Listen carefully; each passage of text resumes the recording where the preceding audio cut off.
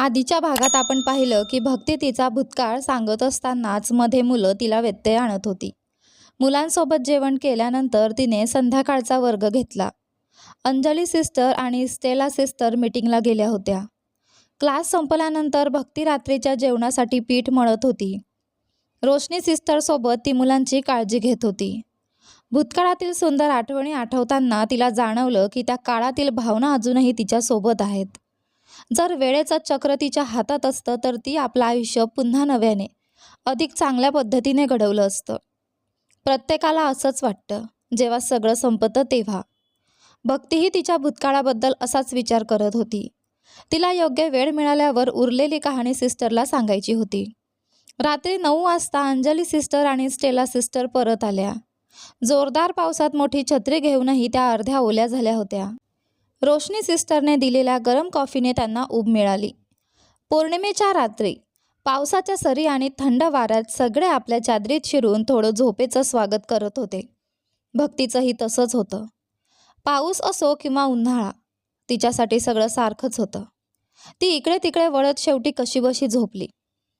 दरम्यान, तू काय बोलतो आहेस? मुलांच्या शिक्षणाचा त्यांच्या आईवडिलांच्या शिक्षणाशी काय संबंध? हे कसं जोडू शकतोस? साहिल फोनवर कोणाशी तरी वाद घालत होता. शिक्षित पालक असतील तर मुलं घरी चांगलं शिकतात, याची अनेक कारणं आहेत साहिल. तो माणूस शांतपणे बोलत होता. मग तुझ्या म्हणण्यानुसार पालक शिकलेले नसतील तर मुलंही शिकणार नाहीत, बरोबर? साहिल चिडून म्हणाला. तुला हवं तसं समज, तो म्हणाला.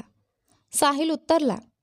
आजपर्यंत आपल्या राज्यात 10वी-12वीच्या निकालात मजूर, ऑटो चालक किंवा शेतकऱ्यांची मुलं पहिली आली आहेत. मुलांसाठी पालकांनी शिकलेलं असणं गरजेचं नाही. त्यांना फक्त शिकण्याची इच्छा असणं महत्त्वाचं आहे. उगाच कारणं देऊ नकोस. ठीक आहे, पण शाळेचे नियम असेच आहेत. तुझ्या मुलीसाठी सीट हवी असेल तर सांग, मी पैसे देऊन घेऊन देतो, तो म्हणाला. साहिलला त्याचा अर्थ समजला. जरी अधीराचे आईवडील शिक्षित असले तरी तिचं संगोपन फक्त साहिल करत होता. मी असतो तर तिला सरकारी शाळेत टाकलं असतं, असं म्हणत त्याने फोन ठेवला. मग त्याच्या मनात विचार आला, सिस्टरना सरकारी शाळांमध्ये मुलांना का पाठवायचं नाही? तो काही वेळ विचार करत राहिला. त्या माणसाशी झालेल्या संभाषणाबद्दल सिस्टरला सांगायचं त्याला योग्य वाटलं नाही. ही मुलं अनाथ आहेत आणि जी सिस्टर त्यांच्यासाठी आईची भूमिका निभावत आहेत त्यांच्यात धैर्य, करुणा, संयम आणि समाजासाठीची भावना असणं आवश्यक आहे, हे त्याला जाणवलं. साहिलला अंजली सिस्टरचा अभिमान वाटला आणि त्याने त्यांना फोन केला. सिस्टर, बोला भाऊ, साहिल म्हणाला. मी काही शाळांमध्ये रिकाम्या सीट्सबद्दल चौकशी केली आहे. आज 2 शाळांबद्दल माहिती मिळेल. ती म्हणाली, आपण बघू, तुम्ही जास्त ताण घेऊ नका. तसं नाही सिस्टर. भाऊ, श्रीमंत लोक देणगी देऊन सीट मिळवतात, पण गरिबांना पाहिलं की व्यवस्थापन सीट भरल्या आहेत असं सांगतं. हे सामान्यच आहे, ती सुस्कारा टाकत म्हणाली. नाही सिस्टर, आपण असं सोडून देऊ शकत नाही. शिक्षण सगळ्यांसाठी आहे. श्रीमंत गरीब असा फरक नाही. मला हा सामाजिक प्रश्न वाटतो. आज मी दुर्लक्ष केलं तर उद्या माझं मुलंही अशाच परिस्थितीत येईल, तो ठामपणे म्हणाला. थोडं थांबून तो म्हणाला. सिस्टर, तुम्हाला मुलांना सरकारी शाळेत पाठवायचं नाही का? तिथेही जागा नाही का? ती म्हणाली. आता जी थोडीफार शांतता आहे ती तरी टिकून राहिली पाहिजे भाऊ. मला समजलं नाही सिस्टर, साहिल शांतपणे म्हणाला. ती म्हणाली, ती शाळा ग्रामीण भागात आहे. तिथे दारू पिण्याच्या समस्या आहेत आणि शाळेची अवस्था खूप वाईट आहे. कधीही बंद पडू शकते. म्हणून मला तिथे मुलांना पाठवायचं नाही. असं आहे का? त्या शाळेसाठी काही उपाययोजना झाल्या का? मी इथल्या वार्ड मेंबरला सांगितलं होतं. नवीन शाळेसाठी जागा मंजूर झाली आहे, पण अर्धा महिना झाला तरी अजून काम सुरू झालेलं नाही, ती चिंतेने म्हणाली. ठीक आहे, तुम्ही इतर सरकारी शाळा पाहिल्यात का? इतर शाळा खूप दूर आहेत, ती म्हणाली. ट्रान्सपोर्टेशनची समस्या, लहान मुलांसाठी हॉस्टेलमध्ये राहणं अधिक कठीण आहे. ठीक आहे सिस्टर, दुसऱ्या शाळेतून काही कॉल आला तर मी तुम्हाला कळवतो, असं म्हणत त्याने फोन ठेवला. भक्ती तिथेच उभी राहून अंदाज लावत होती की सिस्टर साहिलशी बोलत असतील. साहिल असा नव्हता की तो इतरांचा वेळ वाया घालवेल किंवा कोणाला दुखावेल. भक्तीला खात्री होती की जर साहिलने शिक्षणाबद्दल सिस्टरशी संवाद साधला तर अंधारात अडकलेल्या त्या मुलांच्या आयुष्यात तो नक्कीच उजेड आणेल. सिस्टरनेही भक्तीला सांगितलं. साहिल भाऊ फोनवर बोलत होते. ते ऐकून भक्तीने हलकंसं स्मित केलं. भक्तीचा अंदाज चुकीचा नव्हता. सकाळी सुमारे 9 वाजता साहिल अपार्टमेंटच्या बांधकामाच्या ठिकाणी पोहोचला. कामगार आले आहेत याची खात्री करून तो सिस्टरने सांगितलेल्या सरकारी शाळेला भेट द्यायला गेला. ती शाळा सिस्टरने सांगितल्यापेक्षाही वाईट अवस्थेत होती. विद्यार्थ्यांच्या जीवाची काहीच हमी नव्हती. शाळेजवळच कचऱ्याचा ढीग होता. मुलांना श्वास घेण्यासाठी स्वच्छ हवा नाही. हे पाहून त्याला खूप वाईट वाटलं. Prevention is better than cure या म्हणीचा अर्थ त्याला इथे प्रकर्षाने जाणवत होता. एखादी दुर्घटना घडल्यानंतर वाट पाहून काय उपयोग? आपल्या शोक संवेदना आणि सहानुभूती हरवलेले जीव परत आणू शकतील का? देशात काहीच बदल होत नाही हे पाहून त्याला सरकार आणि मतांसाठी धावणाऱ्या राजकारण्यांवर राग आला. त्याच रागात तो जिल्हाधिकारी कार्यालयात गेला आणि एक अर्ज सादर केला. त्या अर्जाच्या पहिल्या पानावर अत्यंत तातडीचे असं स्पष्ट लिहिलं आणि स्वतः कलेक्टरलाही याबद्दल सांगितलं. त्या रात्री जेवणानंतर मुलं झोपल्यानंतर भक्तीने सिस्टरसमोर तिचा भूतकाळ उलगडून सांगितला. त्या सिम्पोजियमच्या दिवशी साहिल एका दिवसातच कॉलेजमध्ये प्रसिद्ध झाला होता. त्याच्या परफॉर्मन्समुळे सगळे त्याच्या भोवती जमा झाले होते आणि तेव्हाच माझ्या मनात त्याच्याबद्दल एक मालकी हक्काची भावना निर्माण झाली. घरी गेल्यावर मी फोनकडे पाहत बसले होते. खूप वेळ झाला पण कोणताही मेसेज आला नाही. मला वाटलं साहिल आता खूप बिझी झाला आहे आणि माझ्यासाठी त्याच्याकडे वेळच उरणार नाही. काही मिनिटांनी मेसेजचा आवाज आला. चेहऱ्यावर हलकीशी स्मित आणि मनात मोठी अपेक्षा घेऊन मी फोन उचलला. सॉरी भक्ती, मी तिथून तुझ्याशी बोलू शकलो नाही. कितीही प्रसिद्धी मिळाली तरी साहिल बदलला नव्हता. घरी पोहोचल्यावर त्याने मला मेसेज केला. इतक्या सुंदर मुली त्याच्याशी बोलत होत्या, त्याची स्तुती करत होत्या, पण तो अगदी साधा होता आणि त्या सगळ्या कौतुकाचा त्याने कधीच अहंकार केला नाही. ठीक आहे साहिल, तुझा परफॉर्मन्स खूप छान होता. तू इतका अप्रतिम आहेस की मी अजूनही त्यातून बाहेर पडू शकत नाही. खरंच साहिल, तू खूप छान डान्स करतोस. मग सोलो डान्समधून तुझं नाव का काढून टाकलं? मला माफ कर, मला माहितीच नव्हतं की तू डान्समध्येही मास्टर आहेस, ती थोड्या खंतीने म्हणाली. तो म्हणाला, काही हरकत नाही भक्ती, तू सांगितल्यानंतरच मला कळलं की मी चांगलं परफॉर्म केलं. थँक्स भक्ती. तू आधी डान्स केला आहेस का? तो म्हणाला, केलाय, पण माझ्यासाठी खेळ म्हणजे श्वास आहे, त्यामुळे मी त्याला फार महत्त्व देत नाही. हं, ठीक आहे साहिल, तू साडीमध्ये खूप क्यूट दिसत होतीस, साहिल म्हणाला आणि भक्ती अक्षरशः पंख नसताना उडू लागली. खरंच? ती पुन्हा त्याच्याकडून ऐकण्यासाठी विचारते. स्त्रियांना कौतुक पुन्हा पुन्हा ऐकायला आवडतं ही त्यांची एक खास सवय असते. खरंच भक्ती, तू आणि ऐश्वर्या दोघेही खूप छान दिसत होतात असं तो म्हणाला आणि तिच्या नजरेतला आनंद क्षणात कमी झाला. ऐश्वर्या? म्हणजे क्लासमध्ये जे बोललं जात होतं ते खरं आहे का? ऐश्वर्या साहिलची मैत्रीण आहे की प्रेम?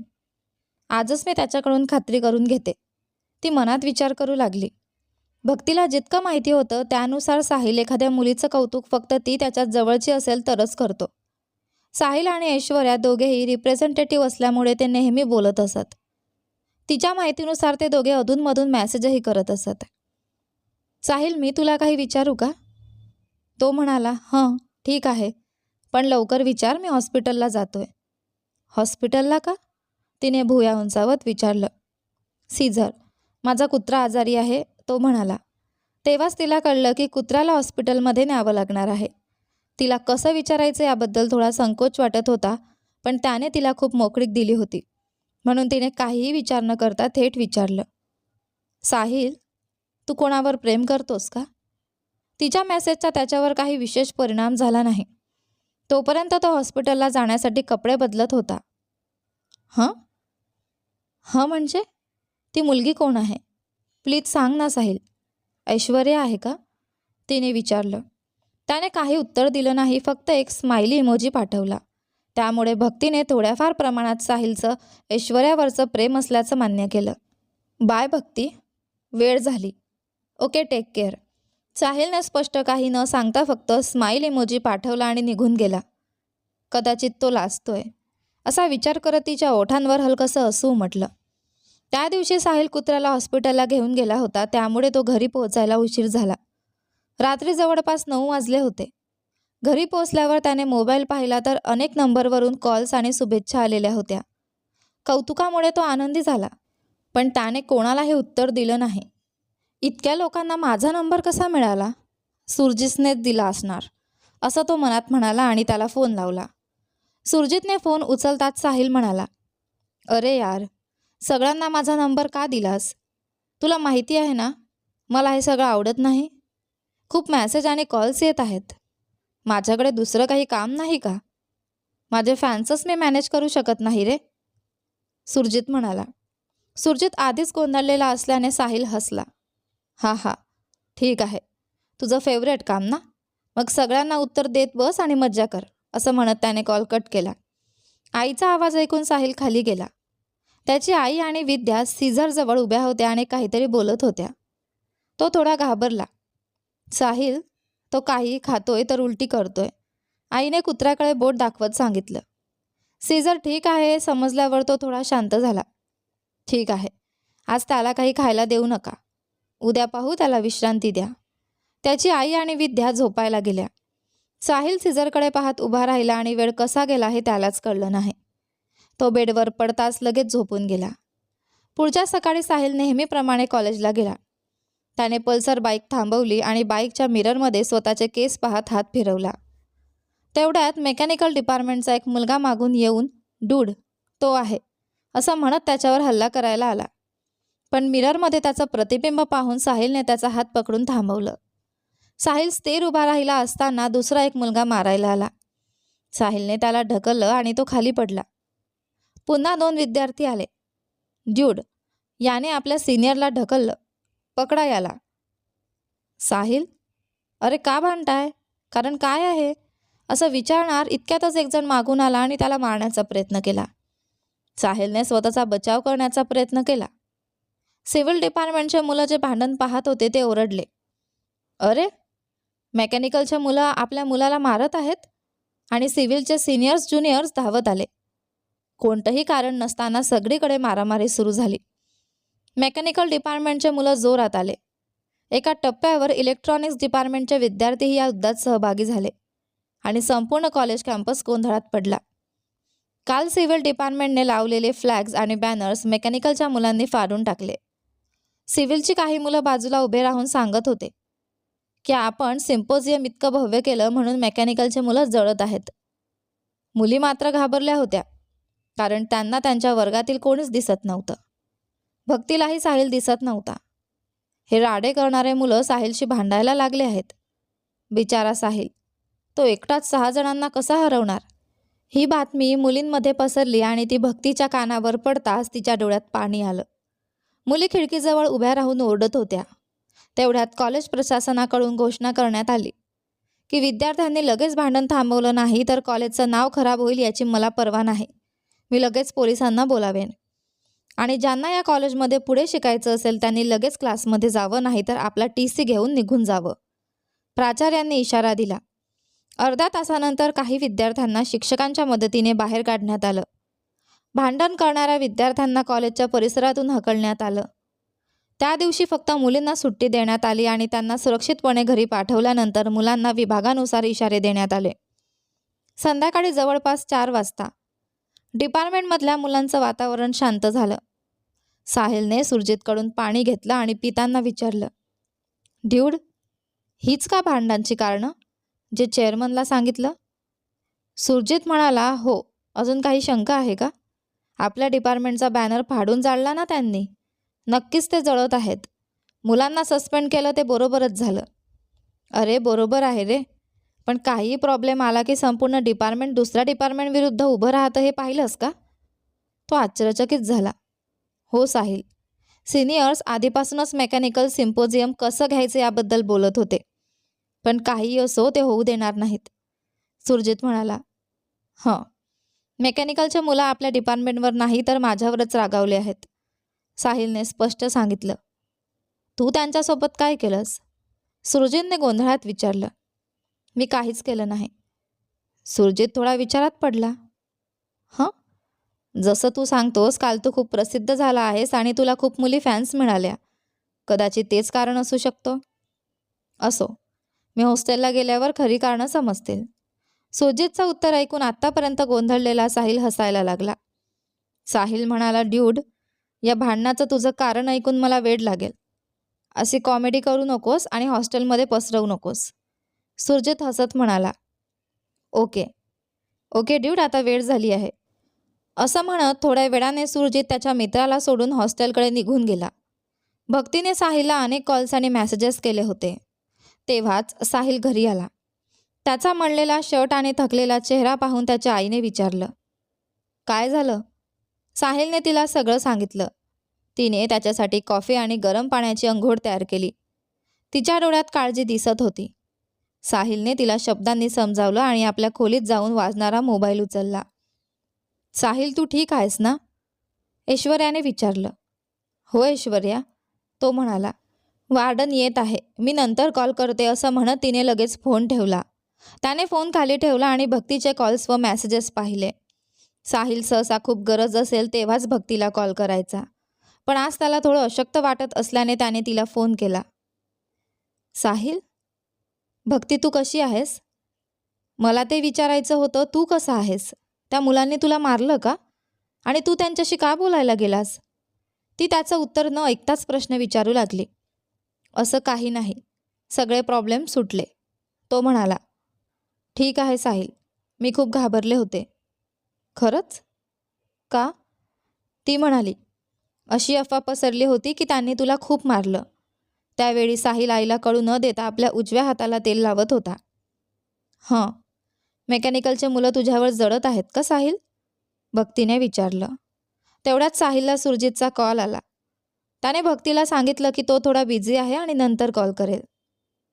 ड्यूड, तू ऐश्वर्यावर प्रेम करतोस का? तू मला सांगितलंच नाही. क्लासमध्ये अशी चर्चा सुरू असतानाही मी तुझ्यावर विश्वास ठेवला. जर तू प्रेमात असतास तर मला नक्की सांगितलं असतंस. सुरजित रागाने म्हणाला. असं काही नाही सुरजित, ती फक्त माझे मैत्रीण आहे, साहिल म्हणाला. सुरजित काही बोलला नाही, तो काहीतरी विचारात पडला. मग छान. तुला माहीत आहे का तिचा एक बॉयफ्रेंड आहे? आपल्या सिम्पोजियमच्या आधीच्या दिवशीच तिचं त्याच्याशी ब्रेकअप झालं. पण तो तिच्यावर खरंच मनापासून प्रेम करत होता. तिने त्याला सांगितलं की ती तुला प्रपोज करणार आहे. त्यामुळे तो मुलगा खूप रागावला आणि शेवटी ही सगळी प्रॉब्लेम झाली. तू खरं सांगतोयस का? ऐश्वर्या माझी खूप चांगली मैत्रीण आहे, साहिल म्हणाला.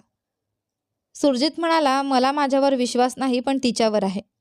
हवं असेल तर तिलाच विचार. साहिलने कॉल कट केला आणि ऐश्वर्याला फोन लावला. हॅलो साहिल, मी तुलाच कॉल करणार होते.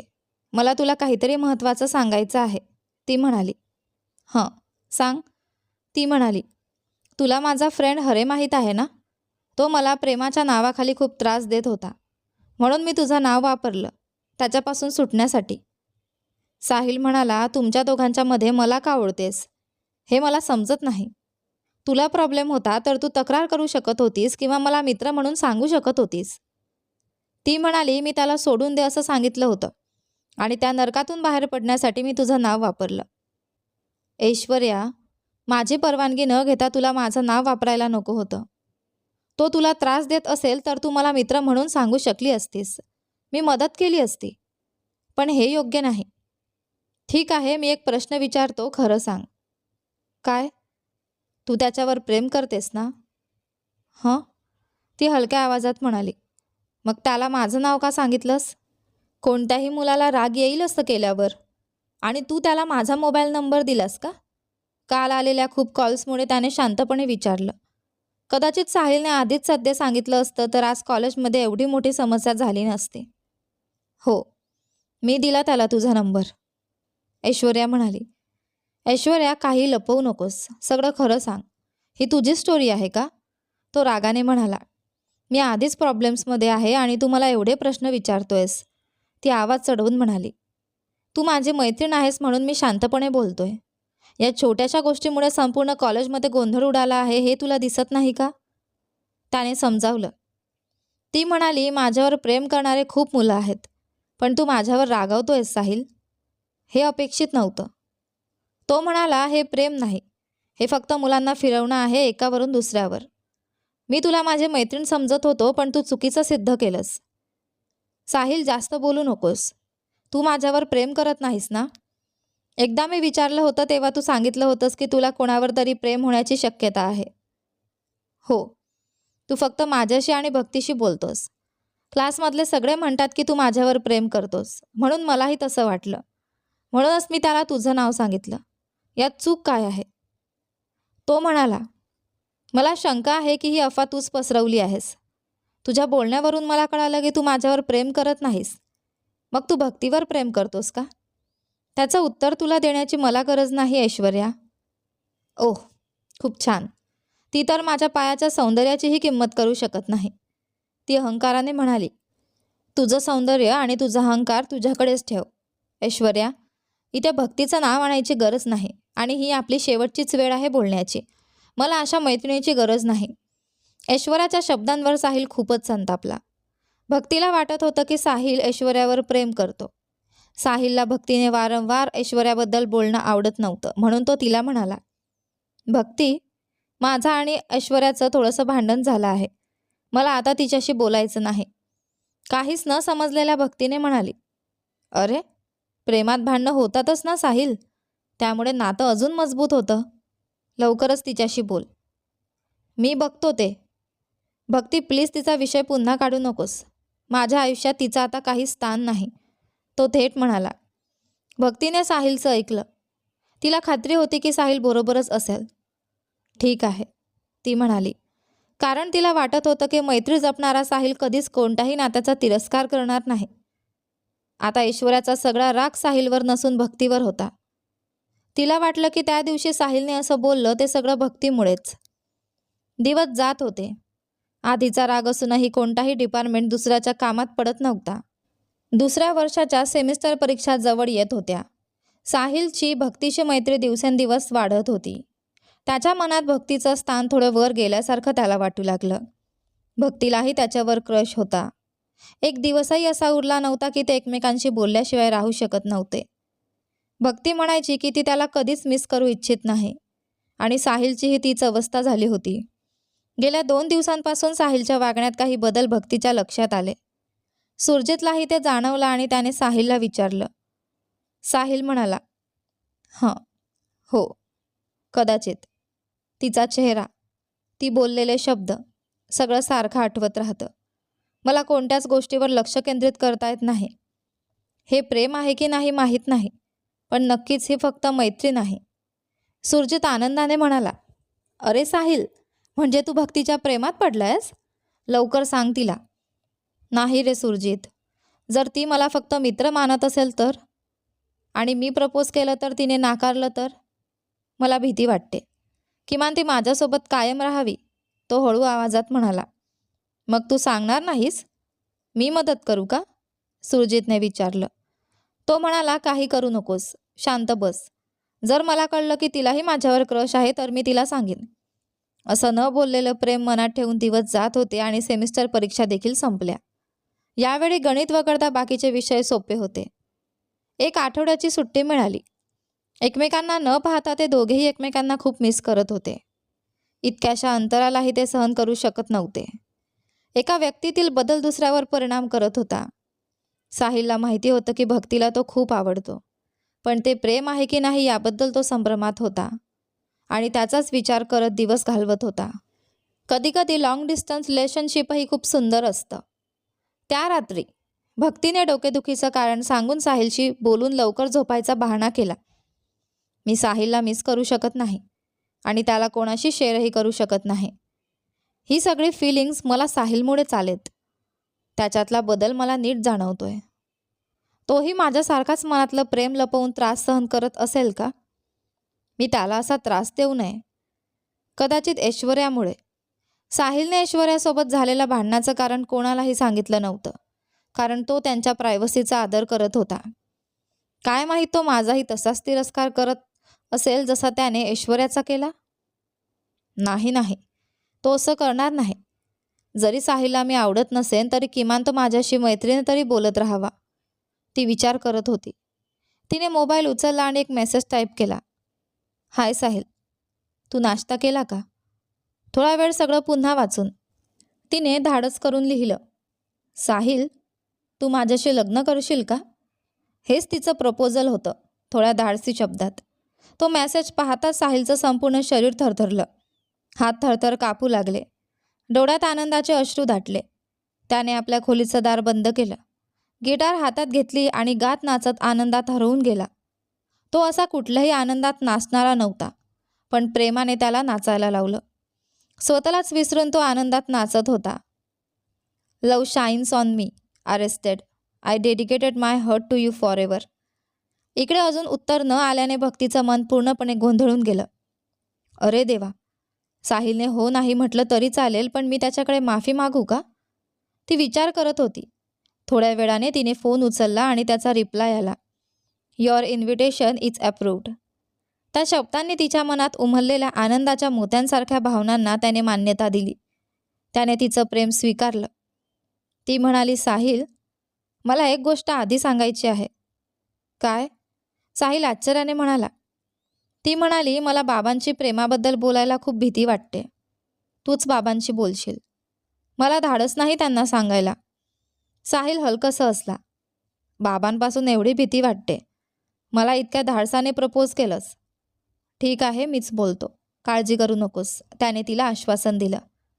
हो साहिल, आई आजारी असल्यामुळे घराची सगळी जबाबदारी बाबांवर आहे. जर तू नीट लग्नाचा प्रस्ताव ठेवला तर ते नक्कीच नकार देणार नाहीत, ती समजूतदारपणे म्हणाली. अरे वा, खरंच? हाच तुझ्यातला गुण मला खूप आवडतो, तो हसत म्हणाला. तिच्या ओठांवरही हलकंसं हसू उमटलं. दोन वेगवेगळे आत्मा हळूहळू एक झाले आणि भविष्यात उत्तम जीवनसाथी बनण्यासाठी त्यांची पहिली पायरी टाकली. दोघांनाही आनंदात काय बोलावं ते कळत नव्हतं. या नवीन नात्याला कसं हाताळायचं याबद्दल दोघेही थोडे घाबरलेले होते. मित्र असलेले साहिल आणि भक्ती आता प्रेमात पडले होते आणि त्यांनी पुढच्या सेमिस्टरमध्ये प्रवेश घेतला. त्यांच्या प्रेमाची बातमी सर्वात आधी सुरजित आणि विजयांनाच सांगितले. एक आठवड्यानंतर, साहिल, एक प्रश्न विचारू? काय भक्ती? तो तिच्याकडे एकटक पाहत म्हणाला. जर मी तुला प्रपोज केलं नसतं तर तू मला प्रपोज केलं असतंस का? तिने थोड्या अपेक्षेने विचारलं.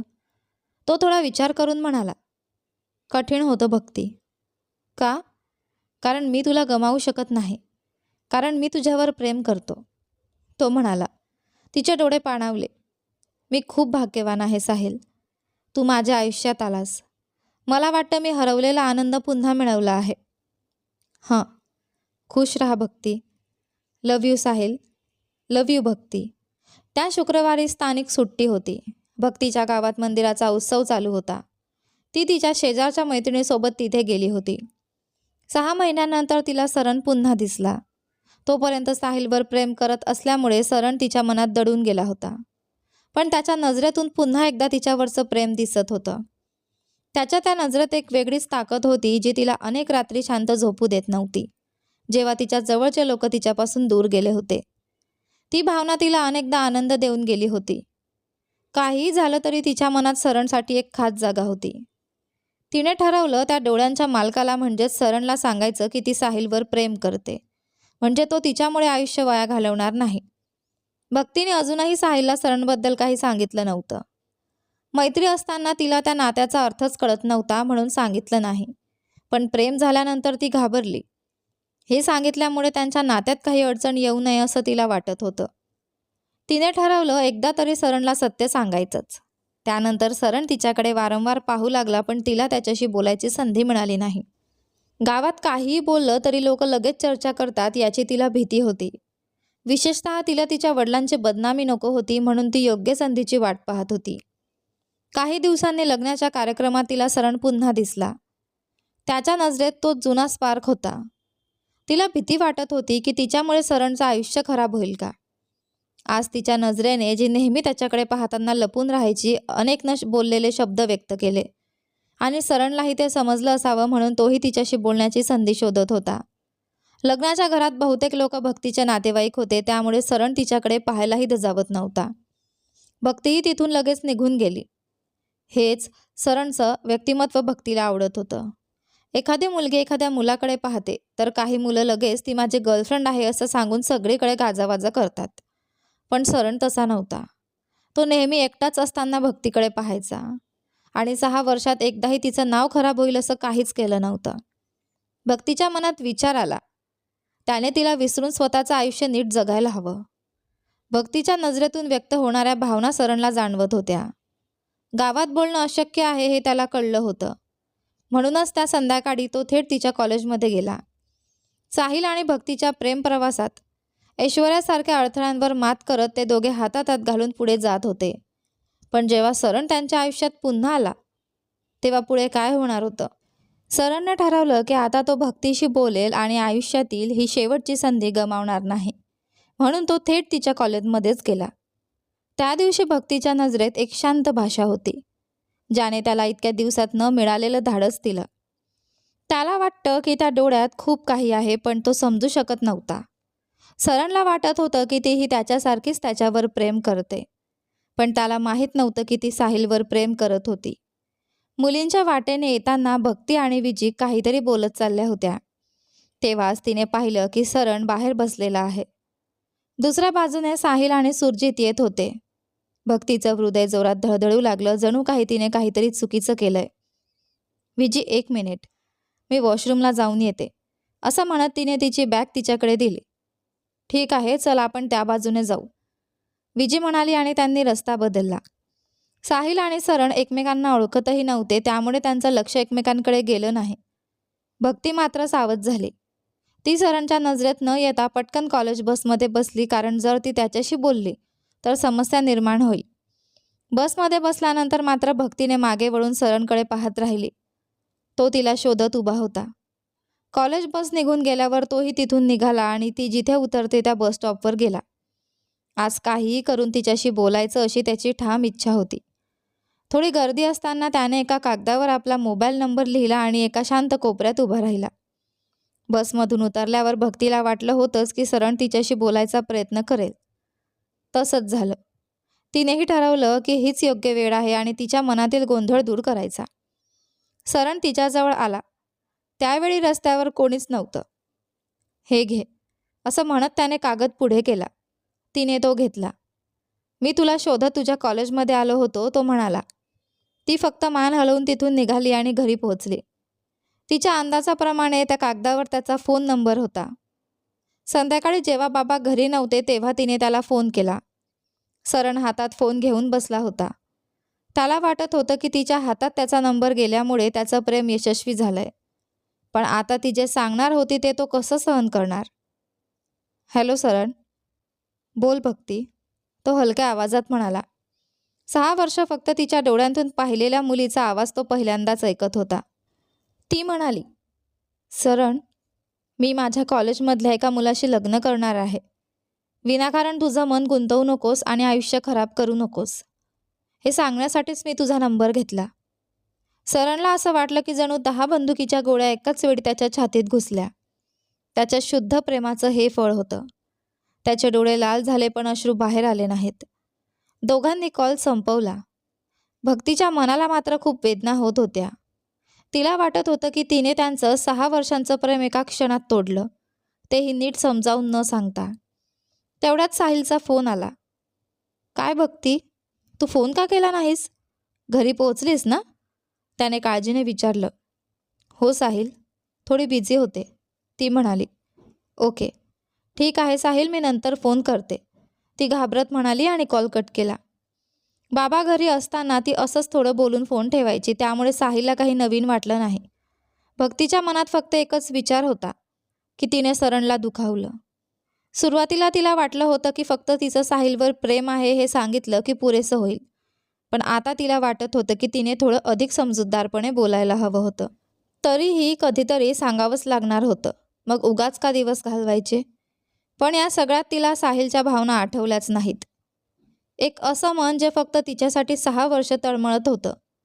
तिने स्वतःलाच रागावलं. तो काय सांगू पाहत होता तेही तिने ऐकलं नाही. मी त्याला इतकं दुखावलं की आता त्याला प्रेमावरच विश्वास राहणार नाही. मला त्याला मदत करायला हवं, त्याच्या आयुष्याला योग्य दिशा द्यायला हवी, असं तिने मनाशी ठरवलं आणि पुन्हा सरणचा नंबर डायल केला. बिछाण्यावर पडून आपल्या दुःखात हरवलेला सरण निराशेने फोन उचलतो. सरण, मला माहीत आहे मी तुझं मन तोडलं, पण मी फक्त माझं प्रेम सांगण्यासाठी बोलले, तुझं आयुष्य खराब करायला नाही. हं, माझं प्रेम एकतर्फीच संपलं, तो निराशेने म्हणाला. हं, ठीक आहे. मी तुला एकच प्रश्न विचारतो. खरं खरं सांग भक्ती, तुला कठीण परिस्थितीत टाकतोय असं समजू नकोस. सरण दुःखी स्वरात म्हणाला. ठीक आहे सरण, तो म्हणाला. तुझ्या मनात माझ्यासाठी अगदी थोडीसुद्धा जागा नाही का? तू माझ्याकडे पाहिलंस तरी त्या नजरेत प्रेम आणि आपुलकी आहे या आशेवर मी तुला प्रेम करत होतो. डोळ्यांना एक वेगळी ताकद असते. डोळे म्हणजे मनाची निशब्द भाषा असते. डोळ्यांवर प्रेम करणाऱ्या त्या निशब्द पक्ष्यांना नियतीने वेगळ्या वाटेवर वळवलं. आता ती काय उत्तर देणार? वडील आणि भावाशिवाय सरणच तिच्या आयुष्यातला पहिला जिव्हाळ्याचा मुलगा होता. मला तू आवडतोस सरण, ती एका वाक्यात म्हणाली. मग तू माझी वाट का पाहिली नाहीस भक्ती? तुला वाटलं मी येणार नाही? तो नम्रपणे म्हणाला. तसं नाही सरण, तुला माहीत आहे बाबांना हे सगळं अजिबात आवडत नाही. त्यांना एकच आनंद आहे माझं चांगल्या ठिकाणी लग्न व्हावं. मी तुला फसवून लग्न करू शकत नाही, म्हणून हे प्रेम मी मनातच दडवून ठेवलं. आता माझ्या आयुष्यात दुसरा मुलगा आहे, तोही तुझ्यासारखाच खूप चांगला आहे. सरण, तो माझ्यावर खूप प्रेम करतो, माझी काळजी घेतो. भक्ती, तू माझ्या मनात सगळीकडे होतीस. तुला मनातून काढणं खूप कठीण आहे. मी करू शकेन की नाही माहीत नाही, पण तू तुझ्या वडिलांसाठी केलंस. हे सगळं काही कारण नाही भक्ती. जर आपलं प्रेम खरंच मजबूत असतं तर आपण विरोध करूनही लग्न करू शकलो असतो. चूक माझीही आहे. मी तुझ्यापासून दूर राहिलो कारण तुझ्या मनाविरुद्ध तुला त्रास द्यायचा नव्हता. तू आधीच आईबद्दल चिंतेत होतीस आणि मी तुला पुन्हा दुखवू इच्छित नव्हतो. पण तू मला ज्या नजरेने पाहिलंस ते शब्दात सांगू शकत नाही भक्ती. भक्तीकडे काहीच उत्तर नव्हतं. तिचे डोळे पाणावले. तो पुढे म्हणाला. तुझ्यात काहीच चूक नाही, काळजी करू नकोस. तुला तो मुलगा माझ्यापेक्षा जास्त आवडतो. त्याच्यावर तुझा विश्वास आहे. सकारात्मक राहा भक्ती. पण तुझं लग्न मी पाहू शकत नाही. त्याच्या डोळ्यात अश्रू होते. तिच्या डोळ्यांतूनही अश्रू ओघळले. हं, मला माफ कर सरण, तू इतका त्रास सहन करतोयस, ती रडत म्हणाली. मला आयुष्यात हवं ते काहीच मिळालं नाही भक्ती, तो दुःखी स्वरात म्हणाला. ती म्हणाली. हं, मी तुझे चांगली मैत्रीण म्हणून तुझ्यासोबत राहीन, जोपर्यंत तू आयुष्यात पुढे जात नाहीस. मी तुला फक्त मैत्रीण म्हणून पाहू शकत नाही, पण तुला जेव्हा वाटेल तेव्हा माझ्याशी बोल, तेच पुरेसं आहे भक्ती, तो म्हणाला. इतक्यात साहिलचा फोन आला आणि भक्तीने कॉल कट केला. भक्ती, मी तुला कॉल करत होतो, तू बिझी होतीस का? साहिलने सहज विचारलं. अरे, मी माझ्या काकूशी बोलत होते साहिल. ती पहिल्यांदाच खोटं बोलली. तिला अजून कळलं नव्हतं की खोटं बोलणं सुरुवातीला कठीण असतं, पण नंतर सवय होते. ओह, ठीक आहे भक्ती, उद्या दुपारी आपण रेकॉर्ड साईन करून घेण्यासाठी जाऊया, साहिल म्हणाला. का? तो म्हणाला. परवा मेक सिम्पोजियन आहे, त्यामुळे बाकी सगळ्या डिपार्टमेंटला 2 दिवस सुट्टी असेल. फक्त रेकॉर्ड साईनसाठी आपल्याला परवानगी मिळेल. ठीक आहे साहिल. कॉलेज बस येईल का? सकाळी येईल आणि संध्याकाळी नेहमीप्रमाणे. मी तुला घरी सोडतो भक्ती. नको साहिल, मी रूट बसने जाईन. भक्ती, ही चांगली संधी आहे, आपण बाहेर जाऊया, तो थोड्या उत्साहाने म्हणाला. नको साहिल, मला भीती वाटते, तो नाराज होऊन म्हणाला. ठीक आहे.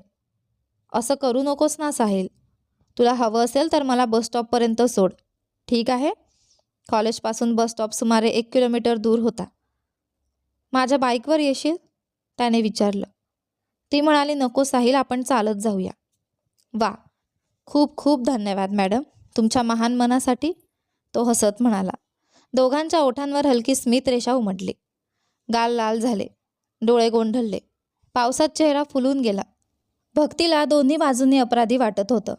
पहिलं म्हणजे तिला सरण खूप आवडत असूनही तिने त्याची वाट पाहिली नाही. दुसरं, तिने सरणबद्दल काहीही न सांगता साहिलशी बोलणं सुरू ठेवलं. ती दोघांनाही सोडू शकत नव्हती. एकाच वेळी 2 लोकांवर प्रेम करता येतं का? त्याला खरंच प्रेम म्हणतात का? जरी भक्तीचं पहिलं प्रेम सरण होतं तरी आता ती साहिलवर खूप खोलवर प्रेम करत होती. साहिलला भेटल्यानंतर तिचं सरणवरील प्रेम बदललं का? असे अनेक प्रश्न तिच्या मनात घोळत होते. मी इतकी चुकीची आहे हे साहिलला कसं सांगू? हा विचार तिला सतावत होता. खूप विचारांती तिने ठरवलं, या सगळ्या गोंधळाची गरज नाही. सरणने त्याचं आयुष्य स्वतः पाहावं आणि तिने त्याच्याशी पुढे बोलणं थांबवलं. दुसऱ्या दिवशी सकाळी भक्ती नेहमीप्रमाणे कॉलेजला गेली. त्या दिवशी तिला सरण दिसलाच नाही आणि कदाचित दिसला असता तर तिचा निर्णय बदलला असता. त्या दिवशी साहिलही लवकर आला होता. त्याच्या चेहऱ्यावरचं तेज आज वेगळंच होतं. त्याला पाहताच भक्ती सगळं विसरून गेली. तिच्या सगळ्या चिंता दूर उडून गेल्या. दोघांनी लवकरात लवकर रेकॉर्ड पूर्ण केलं. साहिलने सांगितल्याप्रमाणे भक्तीने विजीला काही कारणं सांगितली आणि ती लवकर निघाली. भक्ती पुढे चालत होती आणि साहिल तिच्या मागे. दोघे कॉलेजच्या गेटच्या बाहेर आले. आकाशात जमलेले ढग पावसात बदलले आणि जोरदार पाऊस सुरू झाला. भक्ती, आपण बाईकवर जाऊया का? खूप पाऊस पडतोय, साहिल तिच्या जवळ येत म्हणाला. नको साहिल, माझ्याकडे छत्री आहे, तू पण आती ये, ती म्हणाली आणि छत्री उघडून त्यालाही जवळ घेतलं. लॅबमध्ये एकत्र उभं राहण्याचे प्रसंग आधीही आले होते, पण हा अनुभव वेगळाच होता. पाऊस जोरात कोसळत होता आणि तो आनंददायी गोंधळ दोघांनाही सुखावत होता. छत्रीखाली दोघे जवळ उभे, हात नकळत एकमेकांना स्पर्श करत होते. त्या स्पर्शातून एक वेगळीच ऊब आणि आनंद वाहत होता. तो हलकेच तिच्या खांद्याभोवती हात ठेवतो आणि तीही त्याच्या कमरेला धरते. दोघेही पावसापासून स्वतःला जपण्याचा प्रयत्न करत होते. तो त्यांचा पहिला निरागस स्पर्श होता. इतर प्रेमीयुगलांप्रमाणे पावसात भिजत नव्हते, तर छत्रीखाली एकमेकांच्या जवळ राहण्याचा आनंद घेत होते. आपण अर्धा रस्ता पार केला. पुढे कसं जाऊ माहीत नाही, तो वाहणाऱ्या पाण्याकडे पाहत म्हणाला. अरे साहिल, काश हा रस्ता इथंच संपला असता, ती हळूच म्हणाली. खूप पाऊस आहे, मी तुला बस स्टॉपपर्यंत सोडतो, चालेल? त्याने काळजीने विचारलं. ती म्हणाली, नको साहिल, कुणी पाहिलं तर मोठा प्रॉब्लेम होईल. पाऊस इतका वाढला की रस्त्यावर पाणी वाहू लागलं. अरे, खूप पाऊस आहे, एक शॉर्टकट आहे, आपण त्या वाटेने जाऊया का? ती म्हणाली. ठीक आहे भक्ती. दोघे त्या वाटेने चालू लागले जिथे पाणी साचलेलं नव्हतं. भक्ती, त्या मंदिरात जाऊया का? त्याने समोरच्या मंदिराकडे बोट दाखवत विचारलं. ती म्हणाली, ठीक आहे. ते एक छोटंसं मंदिर होतं. तिथे कोणीच नव्हतं. दोघांनी देवदर्शन करून कुंकू घेतलं. भक्ती, मी तुझ्या कपाळावर कुंकू लावू का? साहिलने डोळ्यात इच्छा घेऊन विचारलं. ती हलकेच मान हलवते आणि साहिल तिच्या कपाळावर कुंकू लावतो. पावसाने भिजलेल्या तिच्या चेहऱ्याकडे पाहत तो म्हणाला. भक्ती, आता तू अधिकृतपणे माझी पत्नी झालीस. भक्तीच्या डोळ्यात आनंदाश्रू दाटले. आता डोळे का मिटतेस? मला तू रडताना आवडत नाही, तो म्हणाला. नाही साहिल, तू माझ्यासाठी इतका प्रेमळ आहेस, तू नेहमी असाच राहशील ना? ती विचारते. हो भक्ती, तुला माझ्यावर विश्वास नाही का? नाही साहिल, काही प्रेम करणारे नंतर दुसऱ्याशी लग्न करतात. ती बोलणार इतक्यात त्याने तिच्या ओठांवर हलकेच पोट ठेवलं. भक्ती, तू थोड्याच वेळापूर्वी माझी पत्नी झाली आहेस. काहीही झालं तरी तू माझीच आहेस, असं म्हणत त्याने तिच्या कपाळावर हलकं चुंबन दिलं. पहिलं चुंबन, एक प्रेमळ स्पर्श. मी फक्त तुझाच आणि तू फक्त माझी. त्या गोड चुंबनात ती त्याच्या छातीवर टेकली आणि त्याने तिला दोन्ही हातांनी घट्ट मिठी मारली. दोघांचाही तो पहिलाच आलिंगन होता. त्या मिठीत हजारो प्रश्नांची उत्तरं दडली होती. त्यांच्या श्वासांनी हवेला उष्णता दिली आणि त्या स्पर्शाने त्यांना आयुष्यभर असंच एकत्र राहावंसं वाटू लागलं. साहिल आणि भक्ती बस स्टॉपवर पोहोचले. पाऊस थोडा थांबताच कॉलेजमधून विद्यार्थी येऊ लागले. भक्ती बसमध्ये चढली. तो इतका तिच्यासोबत आला होता की आता तिच्यापासून एक पाऊल दूर जाणंसुद्धा त्याला कठीण वाटत होतं. त्याच्या एका मित्राने बाईकवर येऊन त्याला परत कॉलेजमध्ये सोडलं. तो आपल्या पल्सर बाईकवर त्या दिवसाच्या गोड आठवणी घेऊन घरी गेला. भक्ती वारंवार आपल्या हातांकडे पाहत होती जे साहिलने स्पर्श केले होते. ती आरशासमोर उभी राहून आपल्या कपाळाकडे पाहत होती. त्या क्षणी ती पूर्णपणे सरणला विसरली होती. एक आठवडा ती फक्त साहिलच्या स्पर्शात आणि त्याच्या प्रेमळ शब्दात गुंतून राहिली. पण हे सगळं एका फोन कॉलने बदलून गेलं. त्या आठवड्यात सरण इंटरव्ह्यूसाठी चेन्नईला गेला होता, त्यामुळे त्याने भक्तीशी संपर्क केला नव्हता. त्या दिवशी त्याने पुन्हा भक्तीला फोन केला आणि भक्ती तो कॉल टाळू शकली नाही. हॅलो, भक्ती हळू आवाजात म्हणाली. हॅलो भक्ती, त्याचा आवाज कोरडा वाटत होता. बोल सरण, मी सध्याच्या परिस्थितीत आहे त्यातही तू माझ्याशी बोलशील का? तो दुःखी स्वरात म्हणाला. काय म्हणायचं आहे तुला? मला समजलं नाही, ती म्हणाली. मी चेन्नईला इंटरव्ह्यूसाठी आलो होतो, तेव्हा माझा अपघात झाला. माझ्या उजव्या पायाला आणि हाताला दुखापत झाली आहे. मी आता हॉस्पिटलमध्ये आहे. चालूही शकत नाही. अशा वेळीही तू माझ्याशी बोलशील का भक्ती? त्याने चिंतेने विचारलं. नक्की बोलेन सरण. तू असं कसं विचारू शकतोस? अशा वेळी मी तुला सोडून जाईन का? ती घाबरून म्हणाली. तो म्हणाला, ठीक आहे भक्ती. मी घरी कुणालाही सांगितलेलं नाही आणि तूही सांगू नकोस. घरी सांगणार नाहीस? ती म्हणाली. हो, तुला माहीत आहे ते खूप घाबरतील. मग पैसे? ती विचारते. मी माझी चेन विकली. पैसे नसतील तर सरकारी हॉस्पिटलमध्ये जाईन. हां, काळजी घे सरण. हा अपघात कसा झाला? नीट जात नव्हतास का? भक्तीने विचारलं. तो म्हणाला, तुझाच विचार करत होतो भक्ती. तुझ्या आठवणींमध्ये हरवलेलो होतो. समोरून येणारी गाडी दिसलीच नाही. तू या आठवड्यात माझ्याशी बोललीसच नाही. हे ऐकून भक्तीला पुन्हा अपराधी वाटलं. ती म्हणाली, हो सरण, मी तुझ्याशी बोलेन. काहीही विचार करून गोंधळ करू नकोस. तू लवकर बरा होशील. ठीक आहे भक्ती, तो म्हणाला. त्या दिवसानंतर ती रोज त्याची तब्येत विचारू लागली. कॉलेजला जाण्यापूर्वी आणि संध्याकाळी परत आल्यावर. दिवसागणिक तो बरा होऊ लागला. तिच्या प्रेमळ शब्दांनी आणि औषधांनी त्याच्यावर चांगलाच परिणाम झाला. असं करत करत 1.5 महिना निघून गेला. आता तो थोडं चालू लागला होता. भक्तीला रोज त्याची विचारपूस करण्याची सवय लागली होती. इतकी की त्याच्याशी बोलल्याशिवाय तिचा दिवस पूर्णच होत नव्हता. बिचारा साहिल. त्याला भक्तीतील हा बदल कळलाच नाही. सरण आणि भक्ती दिवसेंदिवस जवळ येत होते. ती साहिलपेक्षा सरणशी बोलणं जास्त पसंत करू लागली. ती साहिलला म्हणायची, साहिल, रात्री मला कॉल करू नकोस. आणि त्याच वेळी ती सरणशी बोलत राहायची. बहुतेक वेळ ती सरणला साहिलबद्दल सांगायची आणि उरलेल्या वेळेत त्यांचं नातं मैत्री की प्रेम अजून घट्ट होत गेलं. हळूहळू मेसेजमध्ये अधूनमधून चुंबनाचे संकेत येऊ लागले. दोघं इतके जवळ आले होते. भक्तीचे चांगले गुण आणि तिचं प्रेमळ वागणं सरणला तिच्याशी अजून बांधून ठेवत होतं. तो दूर जावं असं ठरवलं तरी जाऊ शकत नव्हता. पण भक्ती मात्र साहिलशीच लग्न करणार होती. सरणला हे कळलं असतं की कितीही जवळ येण्याचा प्रयत्न केला तरी शेवटी त्याला काहीच मिळणार नाही. तरी त्याचं मन तुटलं असतं. कधीकधी तो या गोष्टीने चिंतित व्हायचा. तेव्हा भक्ती त्याचं दुःख प्रेमाने कमी करायची. असं करत करत दिवस महिन्यांत बदलले. महिने वर्षात बदलले. भक्ती आता कॉलेजच्या शेवटच्या वर्षाला पोहोचली. ती कॉलेजमध्ये साहिलशी बोलायची. साहिलचं तिच्यावरचं प्रेम खरं आणि प्रामाणिक होतं. पण भक्ती मात्र अपराधी भावनेने ग्रासलेली होती. तिला चांगलं माहीत होतं की ती साहिलसाठी योग्य नाही. पण तरीही ती त्याला सोडू शकत नव्हती. त्यांचं प्रेम असंच सुरू राहिलं. दुःखाची गोष्ट म्हणजे साहिलला भक्तीवर पूर्ण विश्वास होता. तिची बेवफाई त्याने कधी स्वप्नातही विचार केली नव्हती. एकाच वेळी एक व्यक्ती 2 लोकांवर प्रेम करू शकते का? सरणबद्दल भक्तीच्या भावना नक्की काय होत्या? तुम्हाला याबद्दल काय वाटतं आहे मला कमेंटमध्ये नक्की सांगा. यानंतर पुढे काय होईल हे आपण पाहूया या कथेच्या पुढच्या भागांमध्ये. पण भक्ती जे करत आहे ते योग्य आहे की अयोग्य हे कमेंट करून मला नक्की कळवा. व्हिडिओ आवडला असेल तर व्हिडिओला लाईक करा, शेअर करा. चॅनलवर नवीन असाल तर चॅनलला सबस्क्राईब करा. आणि हो, नोटिफिकेशन बेल नक्की दाबा जेणेकरून येणाऱ्या पुढील व्हिडिओची अपडेट तुम्हाला सर्वात आधी मिळेल. धन्यवाद.